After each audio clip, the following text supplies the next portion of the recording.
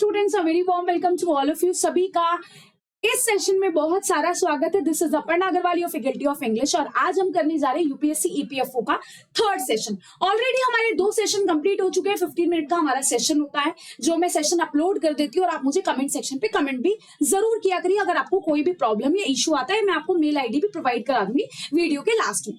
हम लोग पीवाईक्यूज करें 2020 का सेट ए, सेट बी और सेट सी, जिसमें मैं आपको बता रही हूँ कुछ ट्रिक्स, कुछ मैथड्स, जिस तरह से एग्जाम में आपको क्वेश्चन सॉल्व करके आने हैं। आज के जो क्वेश्चन है वो थोड़े से टफ है, टफ तो नहीं बोल सकते बट थोड़े से डिप्लोमेटिक क्वेश्चन है, आप ये बोल सकते हो, क्योंकि आंसर्स जो है, जो ऑप्शंस दिए हुए हैं वो क्लोजेस्ट दिए हुए हैं। तो हमें फाइंड आउट करना है द एग्जैक्ट आंसर। वो मैं आपको बताऊंगी आज के सेक्शन में कि कैसे फाइंड आउट किया जाता है एग्जैक्ट आंसर। वोकैबुलरी के वर्ड इजी आते हैं लेकिन ऑप्शंस बहुत ज्यादा नियर होते हैं, तो हम डिफिकल्टी हो जाती है हमारे अंदर कि कौन सा आंसर हमारा करेक्ट होगा। सो आज स्टार्ट करते हैं विदाउट वेस्टिंग एनी टाइम। मैं ऑलरेडी 2 वीडियोस ऑलरेडी बना चुकी हूँ पीवाईक्यूज की भी, और 2 वीडियोस और मैंने आपकी बनाई हैं जिसमें आपको बताया कि आपको कैसे इंग्लिश को टारगेट करके चलना है या ईपीएफओ को टारगेट करके चलना है। अगर 2025 का प्रिपरेशन करें तो ये सेशन आप लोगों के लिए। चलिए, क्वेश्चन है, हमें क्या फाइंड आउट करना है। गिवन क्वेश्चन है, अंडरलाइन है हमारा एक वर्ड पे, और हमें अपोजिट फाइंड आउट करना है, इस वर्ड का अपोजिट।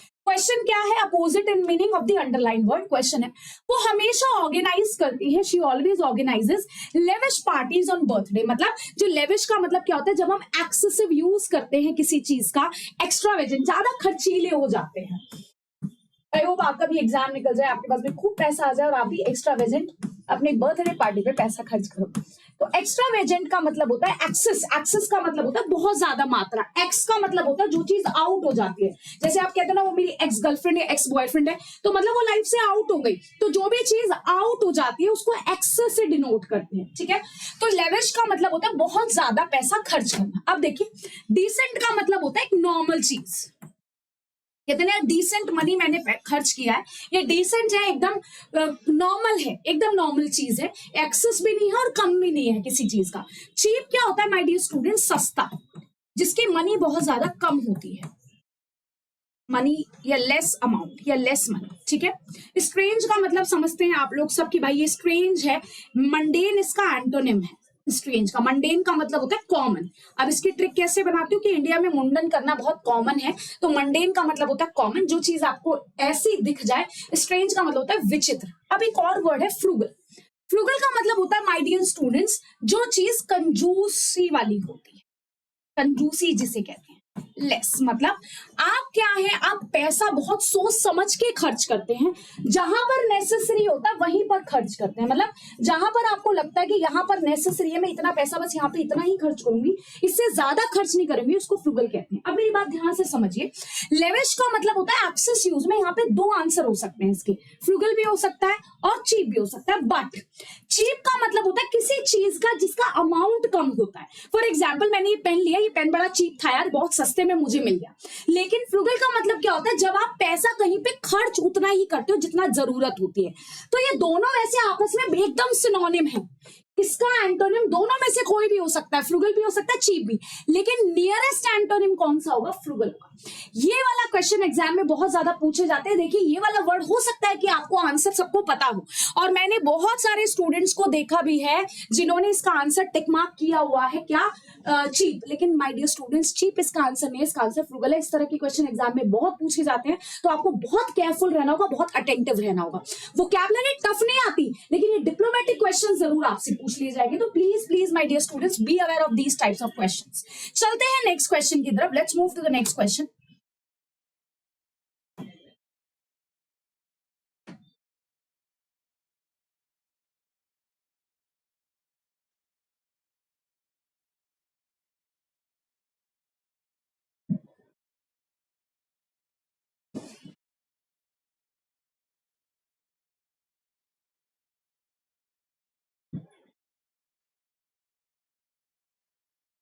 नेक्स्ट क्वेश्चन है, the soldier was greatly praised for his Vellore.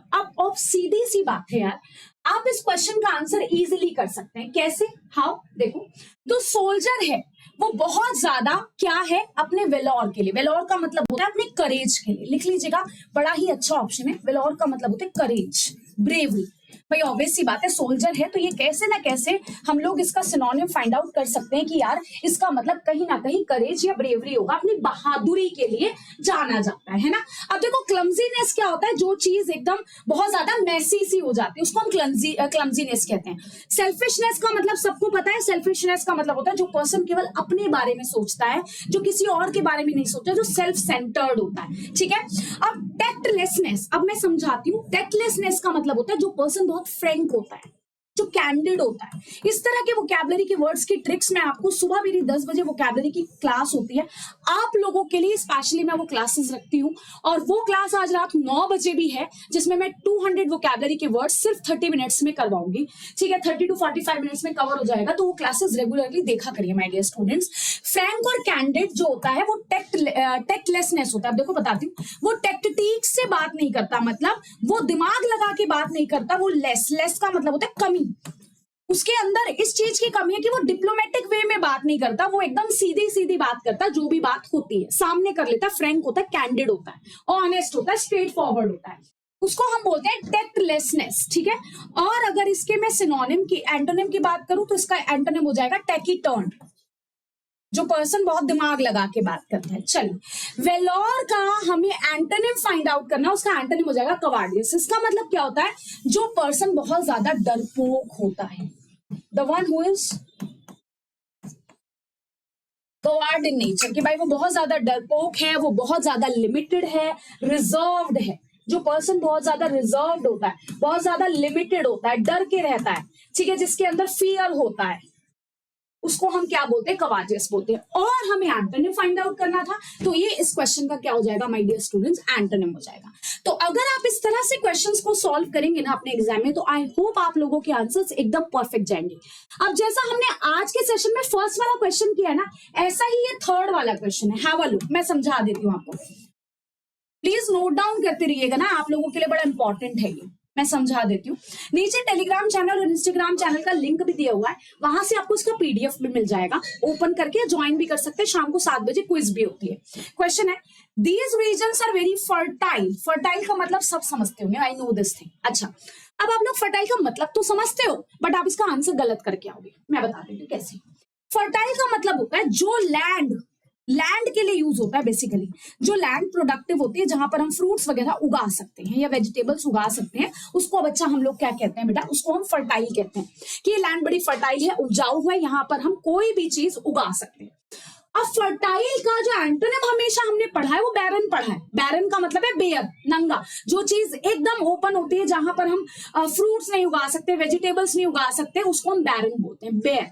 Bare minimum बहुत कम, या बैरन, ठीक है। बहुत अच्छे से याद रखिएगा इस चीज को। बैर का मतलब होता है, जैसे कहते हैं ना कि भाई वो चीज खाली है एकदम, वहां पे हम कुछ भी चीज प्रोड्यूस नहीं कर सकते, अनप्रोडक्टिव जो होती है। अब ये वाला वर्ड जो आपको दिख रहा है, ये इस वर्ड का भी मतलब क्या होता है माय डियर स्टूडेंट्स, अनप्रोडक्टिव। लेकिन दोनों में फर्क है, there is a vast difference between both. इस बैरन का मतलब होता है जब लैंड अनप्रोडक्टिव होती है, लैंड अनप्रोडक्टिव होती है, तब हम उसको बैरन कहते हैं, ठीक है। जब लैंड प्रोडक्टिव होती है तो फर्टाइल, और जब लैंड अनप्रोडक्टिव होती है तो बैरन। लेकिन स्टराइल, इस वर्ड का मतलब क्या होता है, इसका मतलब भी अनप्रोडक्टिव होता है, लेकिन ये बेसिकली लिविंग बींग्स के लिए यूज किया जाता है। जो लिविंग बींग्स ऑफस्प्रिंग प्रोड्यूस नहीं कर सकते, उसके लिए हम ये वर्ड यूज करते हैं। तो दोनों आपस में एक दूसरे के सिनोनिम है, बट इस वर्ड का जो परफेक्ट एंटोनिम है वो बैरन है। इस तरह के क्वेश्चंस आप लोगों को जरूर पजल्ड और परप्लेक्स्ड करेंगे, 100% मैं श्योर बोल रही हूँ। इंग्लिश में 20 मार्क्स आते हैं, 20 क्वेश्चंस आते हैं, 20 to 22 क्वेश्चंस इजीली आप उसको सॉल्व कर सकते हो, ग्रामर के पोर्शन को भी इजीली सॉल्व कर सकते हो। बट इस तरह के क्वेश्चंस आपको हमेशा मिस्टेक करवाएंगे ही करवाएंगे, आप जल्दबाजी में भी आंसर करके आओगे। सो माय डियर स्टूडेंट्स, इस पजलनेस से बच के रहो, यहाँ पे परप्लेक्स नहीं होना आपको, ठीक है। ऐसे हमारा पीवाईक्यू का सीरीज चलता रहेगा, and do not worry at all. जितना आपका एग्जाम नजदीक आएगा, संडे को जितना ऑडियंस मेरी कवर हो जाएगी, मैं संडे को फिर आप लोगों के लिए मैराथन कंडक्ट कर लूंगी। प्रैक्टिस पेपर हम कर लेंगे, एक बार पीवाईक्यूज कर ले फटाफट, फिर मैं प्रैक्टिस पेपर भी कर लेंगे। और हो सकता है कि मैं सेशंस को और लंबा खींचने की कोशिश करूं, बट आप ना एक बार शाम को 9 बजे का सेशन होता है डेली, मंडे टू सैटरडे, उसमें मैं बिल्कुल 0 to एडवांस ग्रामर करा रही हूँ, जिसको बिल्कुल भी ग्रामर नहीं आती और आपको बाकी के एग्जाम भी देने, तो वो सेशन जरूर देखिएगा, आपके लिए बहुत हेल्पफुल हेल्पफुल है। So my dear student, that's all about today's session. Thank you so much. Like share subscribe करना मत भूलिएगा। नीचे टेलीग्राम चैनल, इंस्टाग्राम चैनल का लिंक दिया हुआ है, आप वहां से ज्वाइन कर सकते हैं। व्हाट्सएप ग्रुप भी मैं बहुत जल्दी क्रिएट करूंगी, ठीक है। So that's all about today's session. Thank you so much. Stay happy, stay healthy, all the very best.